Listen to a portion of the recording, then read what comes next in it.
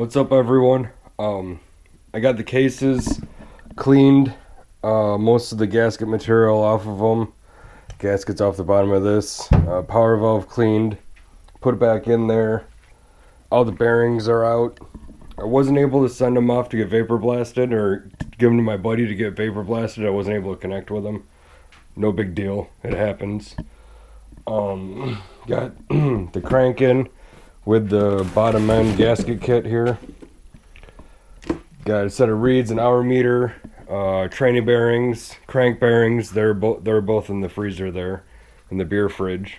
And then top end should be here tomorrow with the top end kit. So I'm gonna try getting this bottom end together tonight. Get all the bearings put in it, get the transmission in it, make sure that's all nice and good. Get it back on the engine stand there, and see if I can't get the bottom end together. If I got enough time, I'll put it back in the frame.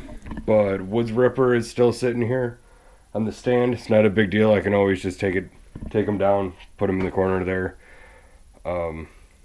So let's get to it.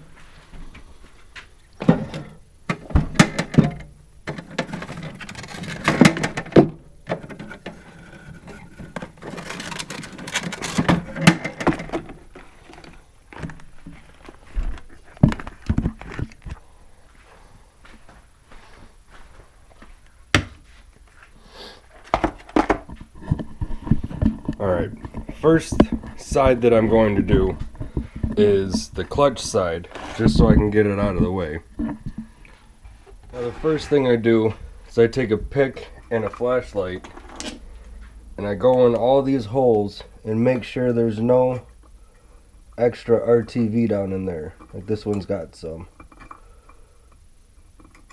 Because these bolts just about bottom out in here, so if there's any bit of dirt or garbage or anything in there, see, there's a little bit there,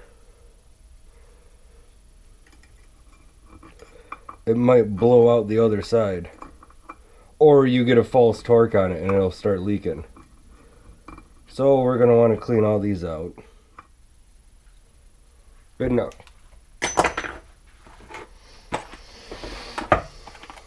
Now you freeze the bearings just so they shrink a little bit, because metal, when it's cold, shrinks. So I put them in there actually I put them in there as soon as I got them. And they should go right in.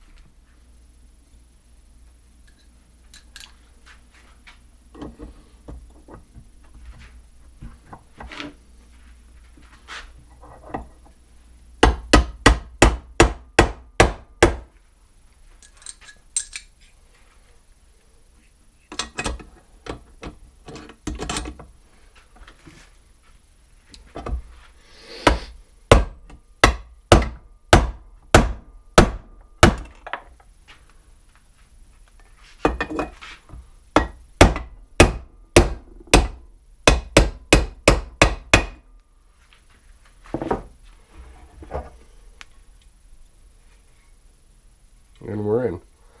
Alright, one side's done.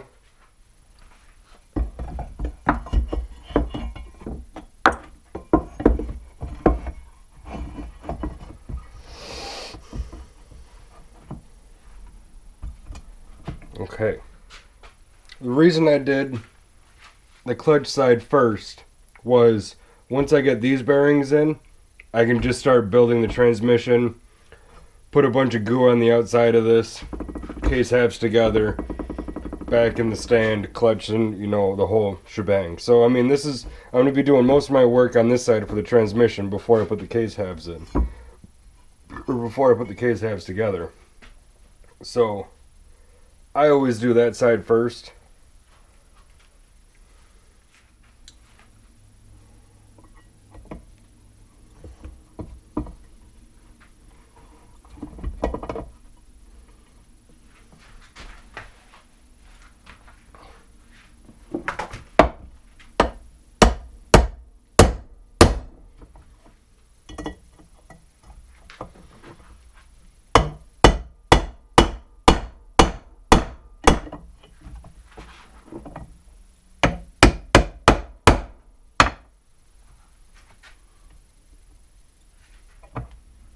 Okay, so when you put this tranny in, it's kind of obvious how it goes.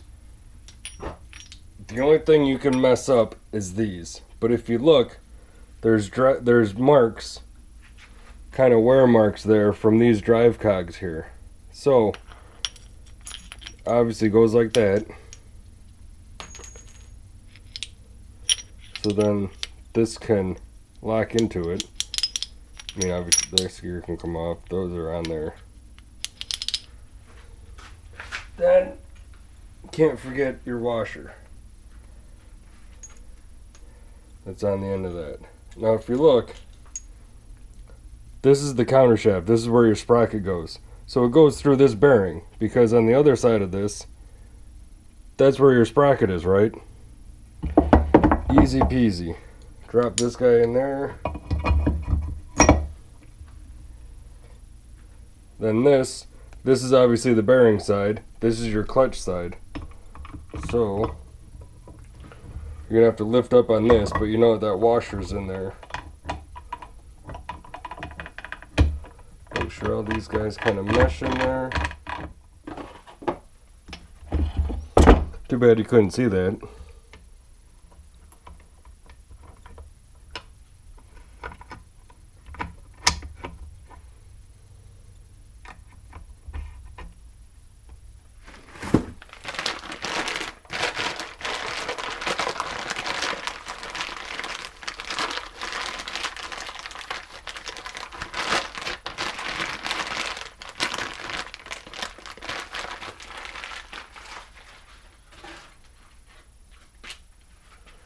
The new crank and stator side, right? Because this is the clutch side.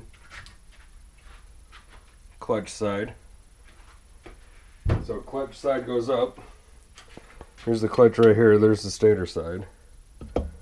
Should be able to drop this right in. Yamaha Bond. This stuff's amazing. Well, it's actually what you're supposed to use on here, but it is probably the best RTV I've ever used. I use it on everything. You just want to get it on every machine surface here. You really don't have to get it down in here, because you still do, because you want to seal it up so you don't want to get any dirt or anything else in there. So it's just a good practice to get it in there. But the manual tells you to put it on the other side, but I like to put it on this side because this is where all the holes where the bolts go through. They're not threaded. So you can be a little liberal around these areas, and then you can clean them out with a pick real quick, so then you don't get any of that RTV down into the threads, which I just dug out. So all you're gonna do is just put a thin bead around it. You can wipe off.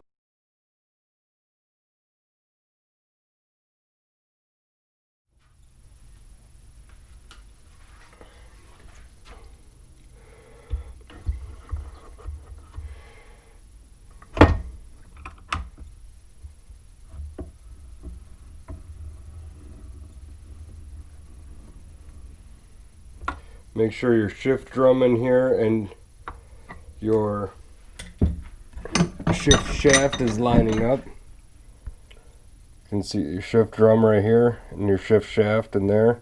This shift shaft's already hanging up. You're good. That's still free. Transmission's still free. So keep closing her up until it gets tight.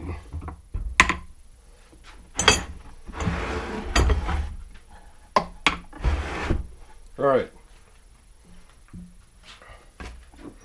Now comes all your bolts. Now, when you put these in, it's kind of self-explanatory because they all end up pretty much that far away. This one's got the hose clamp on it from the carburetor. So, if you count all the short ones, right there. So we have one long one, well, two long ones, which this one probably goes right here. Nope. Try again. Let's see, over here. Nope. Can't go down there. Oh, maybe.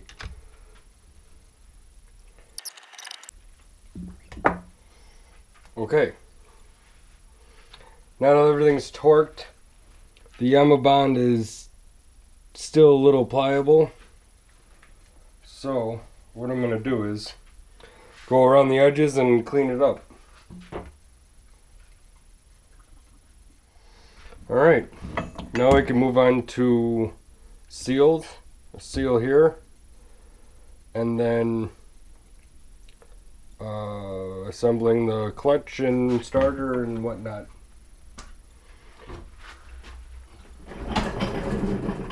Oh, really? I wasn't recording that entire time? Red Loctite this one in. You'll thank me.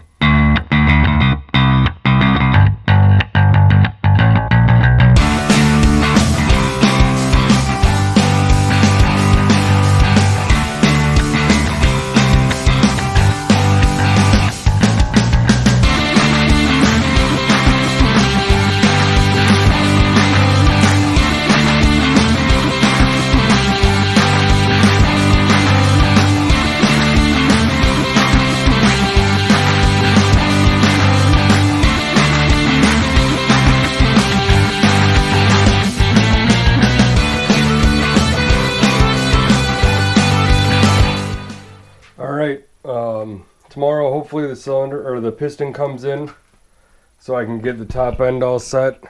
I still got to put the reed cage on. Got to set the timing. I got some reeds over there I got to put in, set the timing. Put oil in it, but that's obvious because it's just going to be sitting right here. And put it back in the bike. Then put the bike back together, kick it, and see if it starts and runs really for him. I can give him a call. So hopefully, see, tomorrow's Saturday night. Tomorrow night, and then Sunday night. So yeah, I still got 2 more nights I can work on this. I think I can get it done this weekend. But it's 1:30. I'm going to finish my beer and go to bed. Before you put your reed cage in, put a bead of RTV, or Yamaha bond in this case, around that block, the mating surface there. Even though there's an O-ring here and it's built into the cage, it's not the best, and they always leak here. I don't know how many issues have been solved by just sealing this up. It's a quick, easy step to do. Slide that in there, and then put another bead around here for the boot. Even though the boot's got an O-ring too, you don't know if these surfaces are warped or anything else. Just put a bead around there. You'll thank me later.